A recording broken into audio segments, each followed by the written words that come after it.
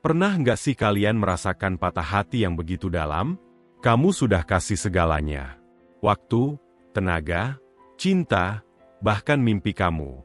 Semuanya buat seseorang yang kamu pikir akan selalu ada. Tapi pada akhirnya, apa yang kamu dapatkan? Dikhianati, ditinggalkan, bahkan tanpa penjelasan yang jelas. Rasanya seperti seluruh dunia kamu runtuh. Seperti kamu nggak cukup berarti. Aku tahu perasaan itu. Rasanya berat. Bahkan mungkin ada yang bertanya-tanya dalam hati, apa aku ini nggak cukup baik? Apa aku nggak pantas dicintai?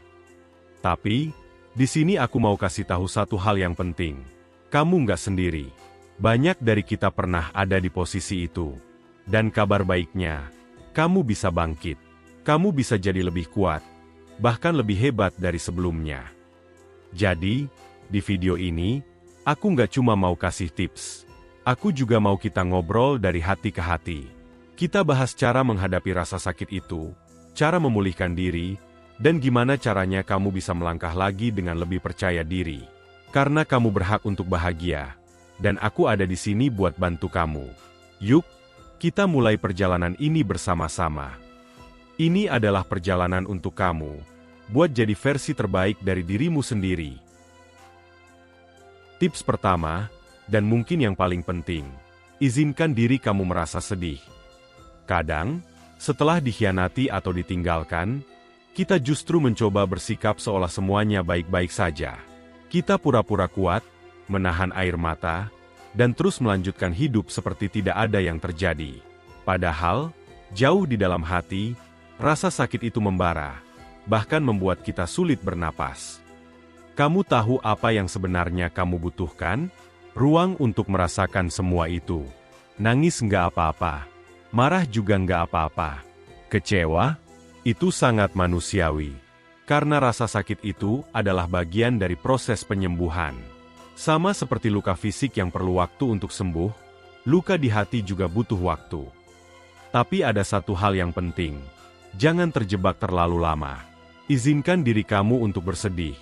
Tapi tentukan batas waktu. Misalnya, katakan pada diri sendiri, aku akan memberikan waktu seminggu untuk menangis, merasakan semuanya, dan melepaskan rasa sakit ini. Setelah itu, bangkitlah perlahan. Mulai hari baru dengan niat untuk melangkah ke depan, seberat apapun rasanya. Dan ingat, rasa sakit ini nggak akan bertahan selamanya. Kamu lebih kuat dari yang kamu pikirkan. Kamu hanya perlu percaya bahwa ini adalah bagian dari proses yang akan membuat kamu jadi pribadi yang lebih tegar. Tips kedua, yang sering dilupakan oleh banyak orang, jangan menyalahkan diri sendiri.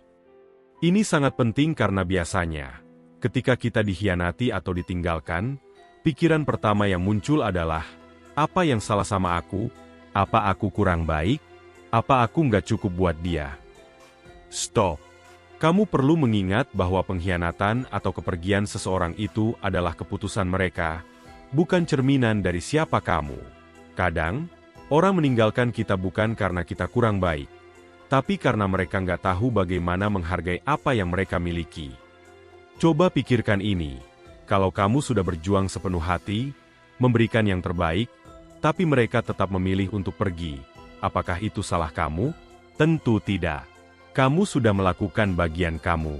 Kamu sudah berusaha dengan tulus. Dan jika mereka tidak bisa melihat itu adalah kekurangan mereka, bukan kamu. Jadi mulai sekarang, alihkan fokus dari mencari-cari kesalahan pada diri sendiri. Alih-alih bertanya, kenapa aku nggak cukup?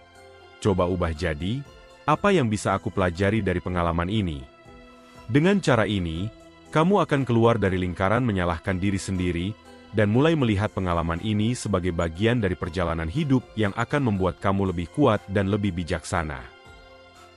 Sekarang kita masuk ke poin ketiga, dan ini adalah langkah penting untuk melangkah ke depan. Fokus pada hal yang bisa kamu kendalikan. Saat seseorang meninggalkan kita atau mengkhianati kita, seringkali kita terjebak dalam pertanyaan, kenapa dia melakukan ini? Atau, apa yang bisa aku lakukan supaya dia balik lagi? Tapi coba pikirkan ini, seberapa besar pun kamu memikirkannya, kamu tidak bisa mengubah apa yang sudah terjadi. Kamu tidak bisa mengontrol apa yang ada di pikiran orang lain atau mengubah keputusan mereka. Yang bisa kamu kendalikan adalah dirimu sendiri.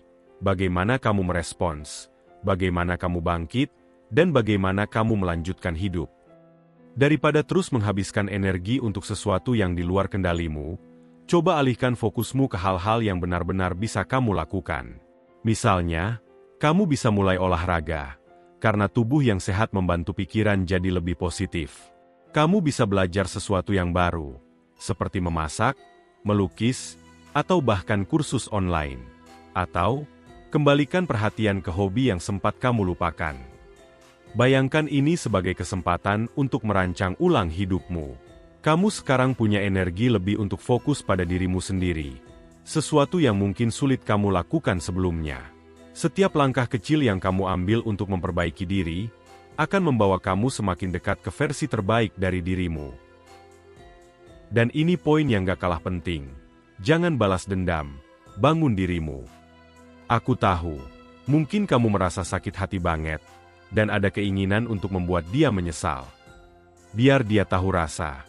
Atau, aku harus tunjukkan kalau aku nggak butuh dia. Tapi coba pikirkan ini. Energi untuk balas dendam itu tidak akan membawa kamu kemana-mana. Itu hanya membuat kamu terus terikat dengan orang yang menyakitimu. Kamu malah memberi mereka kekuatan untuk terus mengontrol hidupmu, bahkan setelah mereka pergi.